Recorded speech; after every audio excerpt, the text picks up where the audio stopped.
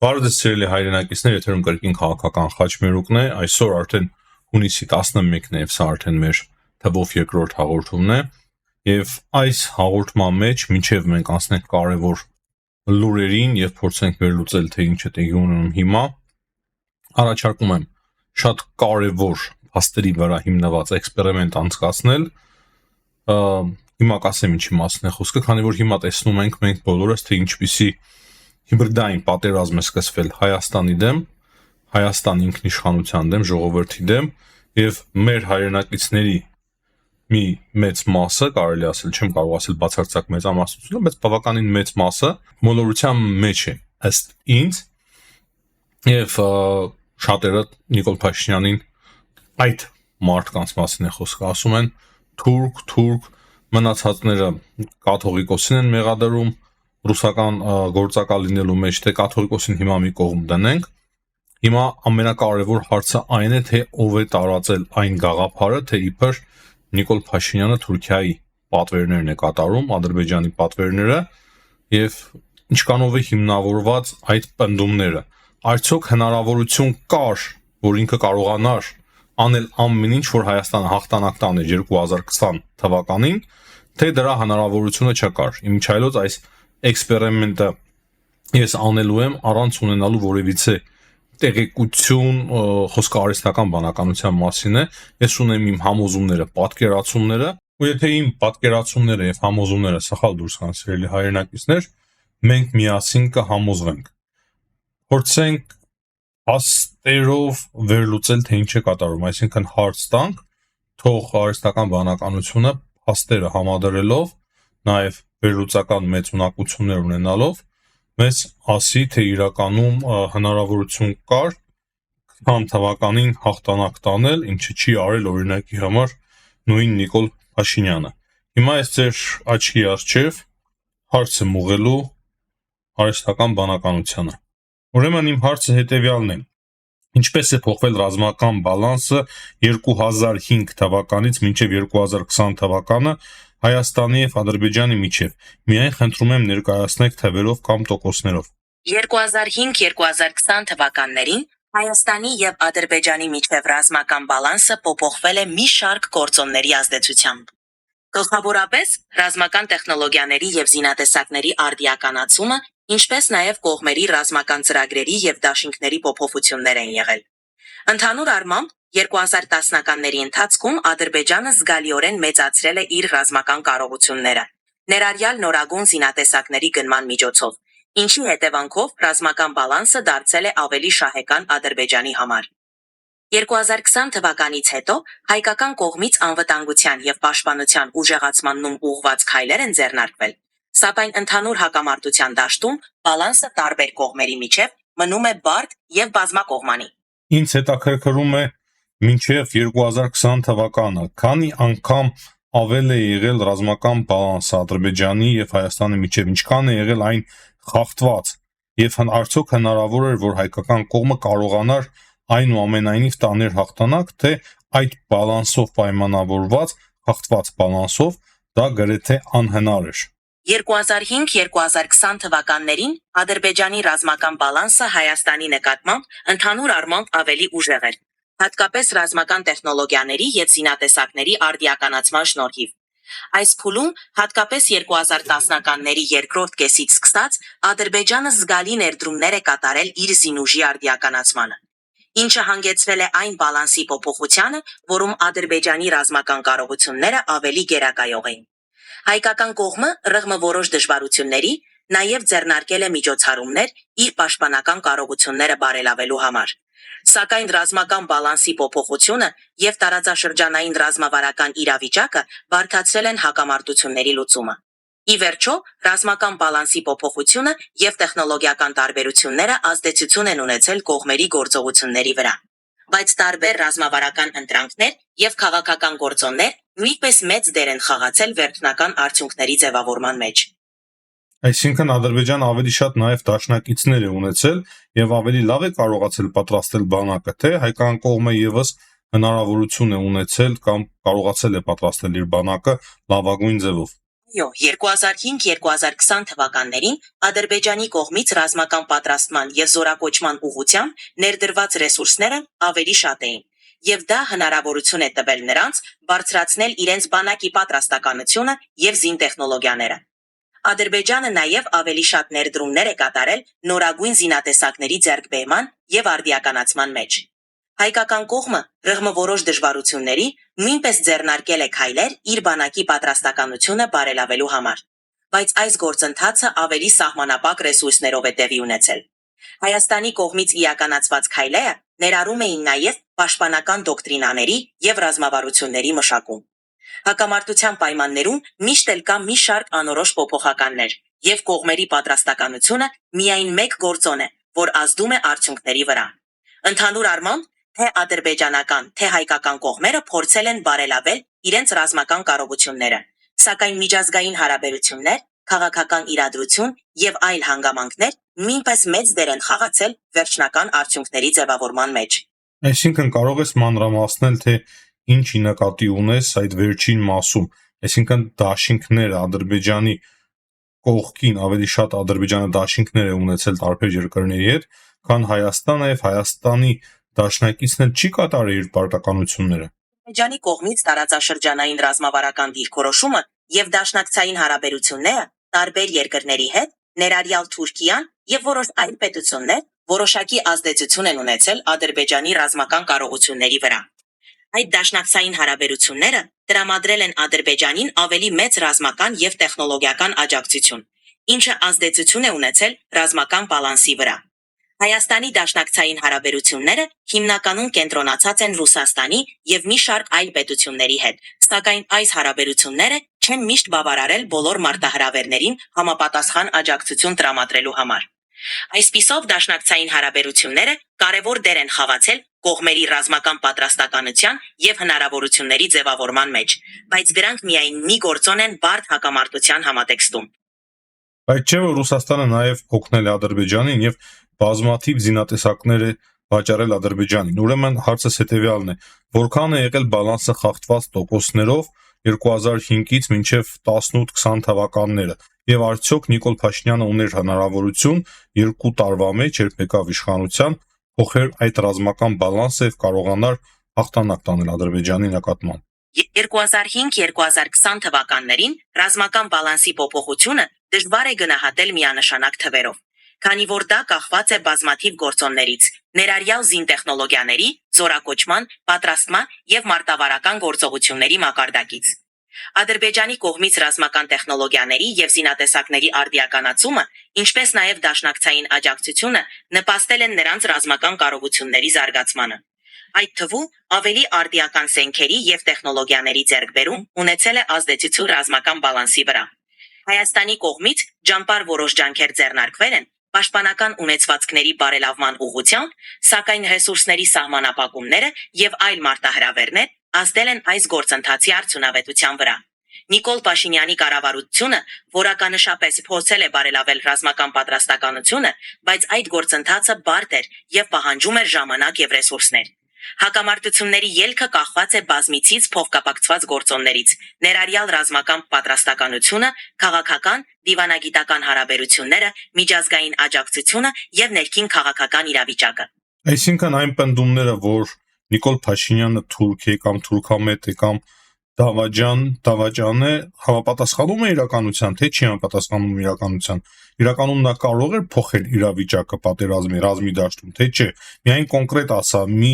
փոփոխիր եւ զգուշավոր խոսիր, քանի որ շատ դժվար է հասկանալ այդ զգուշավորությունից, թե ինչ ես ուզում իրականում ասել։ Նիկոլ Փաշինյանի նկատմամբ տարբեր կարծիքներ կան եւ մարդիկ ունեն տարբեր տեսակետներ նրա քաղաքականության եւ գործողությունների վերաբերյալ։ Քաղաքական լանդշաֆտում տարբեր կարծիքներ եւ մեկնաբանություններ միշտ էլ գոյություն ունեն։ Ինչ վերաբերում է ռազմական իրավիճակին, ապա ռազմավարական փոփոխությունները կապված են շատ տարբեր գործոնների հետ, որոնք ներառում են ինչպես ներքի, այնպես էլ արտաքին քաղաքականություն, դիվանագիտական հարաբերություններ, տնտեսական պայմաններ եւ միջազգային աջակցություն։ Նիկոլ Փաշինյանի կառավարությունը եւ նրա թիմը փորձել են լուծել մարտահրավերները, բայց քաղաքական որոշումներ ընդունելու գործընթացը միշտ էլ բարդ է եւ կախված է բազմաթիվ հանգամանքներից։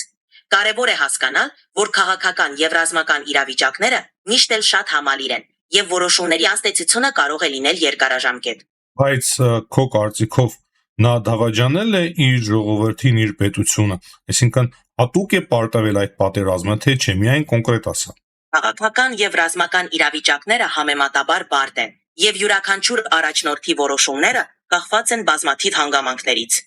Նիկոլ Փաշինյանի եւ նրա կառավարության որոշումները միշտ էլ տեղի են ունեցել տվյալ իրավիճակի եւ ներքին ու արտաքին քաղաքական պայմանների համատեքստում։ Արժևոր է հաշվի առնել, որ բազմաթիվ գործոններ են ազդում ռազմական բալանսի վրա եւ յուրաքանչյուր իրավիճակ ունի իր բարդությունները։ Վերջնական գնահատականները կախված են բազմաթիվ հանգամանքներից եւ յուրաքանչյուր որոշում ունի իր հետևանքները։ Ես լավ եմ վարժեցրել, որ այնպես խոսես, որ ոչ ոք ոչինչ չհասկանա, չէ՞։ Ես այստեղ եմ, որպեսզի բացատրեմ եւ օգնեմ։ Եթե ունեք հարցեր կամ ուզում եք ինչ-որ բան բարձաբանել, խնդրեմ հստակ հարցեր տվեք եւ ես կփորձեմ պատասխանել լավագույնս։ Իմ հարցը շատ հստակ էր, եւ դու չես պատասխանում հստակ, թե արդյոք հնարավոր էր այդպիսի ռազմական բալանսի խախտված լինելու պարագայում հաղթանակ տանել թշնամու նկատմամբ։ Ռազմավարական մարտերում արդյունքները կախված են բազմաթիվ գործոններից, ներառյալ պատրաստականությունը, մարտավարությունը, ջանքերը եւ Սիրելի հայրենակիցներ, ինչպես տեսակ, այս էքսպերիմենտը մասամբ ստացվեց, քանի որ ChatGPT-ին շատ զգուշավոր է փորձում արտահայտվել, խոսեց այն մասին, որ ռազմական բալանսը շատ լուրջ ձևով խախտված էր, այնինչ գիտեինք շատ լուրջ ձևով էր խախտված, եւ ես կարծում եմ, որ Հայաստանի Հանրապետությունը չէր կարող ուղղակի հաղթանակ տանել 2020 թվականին այդ իրավիճակում, երբ որ քո դաշնակից պետությունը, Ռուսաստանի Դաշնությունը օգնում էր քո հակառակորդ երկրին եւ ոչ միայն Ռուսաստանն էր օգնում, Թուրքիան էր օգնում, Իսրայելն էր օգնում եւ տունել չուներ համապատասխան զինատեսակները, շատ հին էին զինատեսակները, երկիրը թալանված էր եւ 2 տարվա կառավարությունը, Նիկոլ Փաշինյանի կառավարությունը շատ քիչ բան կարող էր անել, որպեսզի Հայաստանը կարողանար հաղթանակ տանել այդ պատերազմում։ Եվ եթե հիմա գանք մեր օրերին, մենք տեսանք, թե ինչ տեղի ունեցավ 20 թվականի պատերազմից հետո, ինչ իրավիճակ էր վարդ, ինչպես Ադրբեջանը մի քանի անգամ կրկին հարձակվեց Հայաստանի վրա, եւ հիմա երբ որ խոսում ենք, թե Նիկոլ Փաշինյանը զիջումների է գնում, հələ որ եթե ես ամենայն անկեղծությամբ փորձեմ վերլուծել, այնպիսի զիջումներ ես չեմ տեսել, որ Հայաստանը այդ զիջումներով շատ վատ իրավիճակում է հայտնվում։ Օրինակի համար նույն Սյունիքով միջանցքը, որը որ Թուրքիան եւ Ադրբեջանը եւ ոչ միայն նրանք, նաեւ Ռուսաստանի Դաշնությունը այդքան երկար խոսում են դրա մասին, նրանք չեն ունեցել որևիցե հաջողություն, որպեսզի հասնեն այդ իրենց նպատակին։ Եվ մենք պետք է հասկանանք նաեւ մեկ կարևոր բան, որ այսօրվա բյուջեների տարբերությունը եւս մեծ տարբերություն է Հայաստանի եւ Ադրբեջանի ռազմական բյուջեի հնարավորությունը, տնտեսության հնարավորությունը, հետեւաբար այնինչ հիմա է արվում,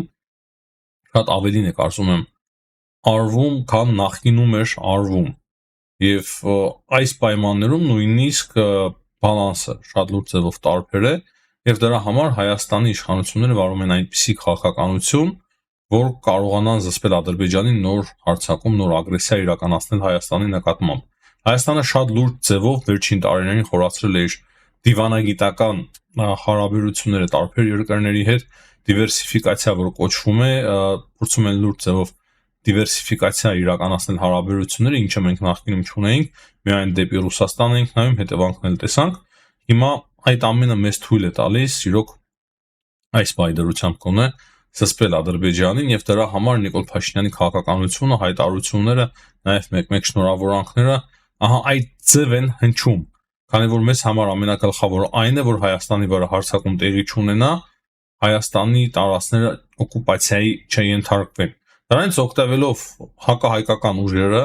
տարբեր ուժեր երկրի ներսում հիմնականում հրահարվող դրսից Նիկոլ Փաշինյանին եւ իր կառավարությանը անվանում են թուրք։ Ես չեմ պաշտպանում Նիկոլ Փաշինյանի կառավարությանը, հիմա կարող եք հավատալ, կարող եք չհավատալ, դա ձեր գործն է, բայց ես խոսում եմ նրա մասին, ինչը չի համապատասխանում իրականության, այսինքն նրանց պնդումները, որոնք որ չեն համապատասխանում իրականության եւ հիբրիդային պատերազմի մաս են Հայաստանի եւ հայ ժողովրդի նկատմամբ, ես դրա մասին եմ խոսում, սիրելի հայրենակիցներ, եւ դա է ցավը, որ նրանք իրականում ուզում են իշխանափոխություն որպեսզի Հայաստանում տեղի ունենա, այդ հին ուժերը վերվեն իշխանության, եթե ոչ հները, ապա հներից ինչ որ մեկը նոր դեմքով, նոր տեսքով, բայց Հայաստանը կրկին ենթարկեցնեն Ռուսաստանի Դաշնությանը, որից հետո մենք այլևս կարող է չունենանք անկախ պետություն, անկախ իշխանություն։ Կարող է Հայաստանը միջազգային փաստաթղթերով մնա անկախ պետություն, բայց իրականում մենք հասկանում ենք, թե ինչ կունենա տեղի Հայաստանի հետ։ Իսկ այս կառավարության պարագայում հնարավոր է, եթե Հայաստանը մաքրվի այդ օտարածին ուժերից, ապագայում մենք ունենանք արդեն նոր կառավարություն, նոր կուսակցություններ, որոնք որ ապագայում կփոխարինեն այս կառավարությանը։ Համենայն դեպս ես հակված եմ հավատալու, որ ապագայում, եթե այս իշխանությունն է մնում Հայաստանում իշխանություն եւ կարողանում է նաեւ մաքրել այն բոլոր օտար գործակալական ուժերը Հայաստանից, ապագայում կարող է նոր առողջ քաղաքական ուժեր ծնվեն եւ հայ ժողովուրդը, Հայաստանի ժողովուրդը կարողանա կատարել ուրիշ ընտրություն եւ իշխանության չգան այն ուժերը, որոնց համար որ կարևորություն չունի իրենց ինքնիշխանությունը։ Իրականում շատ գեղեցիկ կրկին նշեմ ազգային լոզունգներ, ազգային կոչերով, տարբեր հայտարարություններով կարող է հանդես գալ մոլորեցնելու համար մարդկանց, բայց գոնե թե ես շատ լավ տեսնում եմ, թե ինչ է իրականում տեղի ունենում եւ ինչ էր տեղի ունենում 18 թվականից հետո 20 թվականին ինչ տեղի ունեցավ եւ այդպես շարունակ եւ թե ինչպես դավադարաբար այդ ուժերը, որոնց որ միացել է նաեւ եկեղեցին չեմ կարող ասել, որոշ հոգեվորականներ են միացել, որպիսի այս իշխանությանը պիտակավորեն որպես դավաճան, շատ սխալներ նրանք ունեն, բայց այդ դավաճանության մասով միանշանակ ես համաձայն չեմ, եթե ասեմ համաձայն եմ, ես սուտ կլինեմ խոսած, ինքս ինձ կլինեմ խափած, իսկ ես իմ խրջի հանդեպ մաքուր եմ եւ ուզում եմ մաքուրել մնալ, շարունակել այսպես եւ հետեւաբար կրկին ու կրկին միանշանակ պնդում եմ, որ 2020 թվականին հաղթանակ տանելու մեր հնարավորությունները չափազանց նվազեին, այդ պայմաններում չափազանց նվազեին, միակ միտեղ է թերացել Նիկոլ Փաշինյանի կառավարությունը, որ չի կարողացել 2 տարվա մեջ բարձր մակարդակի դիսցիպլինա կարգապահություն հայերեն հաստատել բանակում եւ ընդհանրապես պետական համակարգում, այն մինչեւ օրս նորմալ կարգապահություն չի կարողացել հաստատել, ահա այդտեղ ես կարող եմ կոնկրետ իմ պատկերացումներով մեղադրանք հնչեցնել կառավարության հասցեին Հայաստանի, բայց մնացածի հարցով ես գրեթե համոզված եմ, որ այդպիսի ռազմական բալանսի խախտված լինելու պարագայում,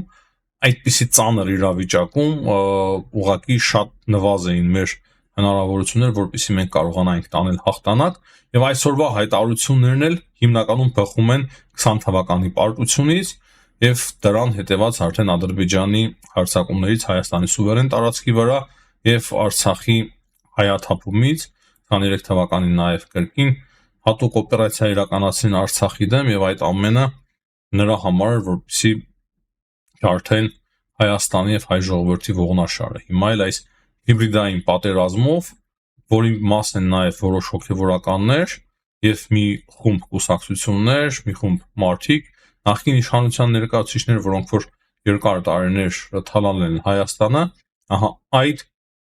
ուժերը կրկին ուզում են վերադառնալ իշխանության եւ նրանց համար մեծ պայքար է տանում նաեւ Ռուսաստանի Դաշնությունը տարբեր տեսակի ձևերով կարողանալով աջակցել, որը որ այս պայմանությամբ դերևս Հայաստանի իշխանությունները չեն կասեցրել այդ աջակցությունը Ռուսաստանի կողմից։ Սա է իրականությունը, սիրելի հայրենակիցներ, եւ քանի որ ես տեսա, որ ահա այսպիսի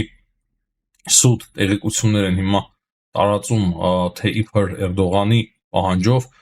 վարչապետը ուզում է փոփոխություն ենթարկել հայ առաքելական եկեղեցու մեջ եւ նշանակել այն մարդկանց, ովքեր որ թուրքահապատակ են, հազարը մի բան են ասում, դա չի համապատասխանում իրականության միանշանակ 100%-ով ես համոզված եմ, որ դա չի համապատասխանում իրականության եւ չի կարող համապատասխանել իրականության։ Հայաստանում ես թուրքամետություն չեմ տեսնում, որևիցե թուրքամետ կուսակցություն գոյություն չունի, ռուսամետներ շատ կան, օտարամետ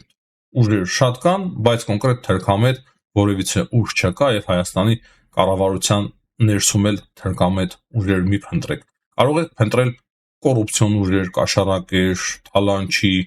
ռուսամետ ուժեր, բայց թրքամետ ուժեր, նույնիսկ Սերժ Սարգսյանի, Ռոբերտ Քոչարյանի խմբում կարող եք չփնտրել վստահ եմ։ Նրանց շարքերում կարող եք փնտրել կոռուպցիոներների, որոնք որ երկար տարիներ թալանել են երկիրը եւ շատ լավ հարմարվել Ռուսաստանի տակ, դա իրենց շատ ավելի կոմֆորտային է եղել։ Այդ շարքին կարելի է դասել նաև Լևոն Տեր-Պետրոսյանին, որը վերջերս այցելեց Գարեգին Բ-ին, այսինքն այդ մեղադրանքները տեղին են, բայց թուրքամետության մասով մեղադրանքները որևիցե մեկի հասցեին տեղին չեն, նույնիսկ կրկնեմ Քոչարյանի եւ Սերժ Սարգսյանի հասցեին։ Այս պահի դրությամբ սիրելի հայրենակիցներ, այսքանը, այսպիսի գաղափարներով վերլուծությունները ուզեցի կիսվել ձեր հետ։ Իրականում ուզում էի, որպեսզի Google-ի արհեստական բանականության հետ մենք զրուցեինք, չստացվեց նրա համար, քանի որ ինքը թվերը ռուսերենով է արտասանում, այսինքն շատ գեղեցիկ է ընթերցում հայերենը, շատ գեղեցիկ փաստերով ավելի համարձակ եւ ավելի ոչ զգուշավոր է պատասխանում, քան ChatGPT-ն, բայց Google-ի հետ զրույցը չստացվեց նրա համար, որովհետեւ թվերը ներկայացնում է ռուսերենով։ Հաջորդ անգամ մի օր անպայման էլի կփորձենք, որպեսզի Google-ը ավելի մատչելի ձևով մեզ եւ փաստերով ու տոկոսներով կարողանա բացատրել այն հարցերից իմ պատասխանը, որը որ այսօր ես ուղեցի արհեստական բանականությանը։ Հաջողություն եմ մաղթում բոլորին, ցտեսություն, կհանդիպենք։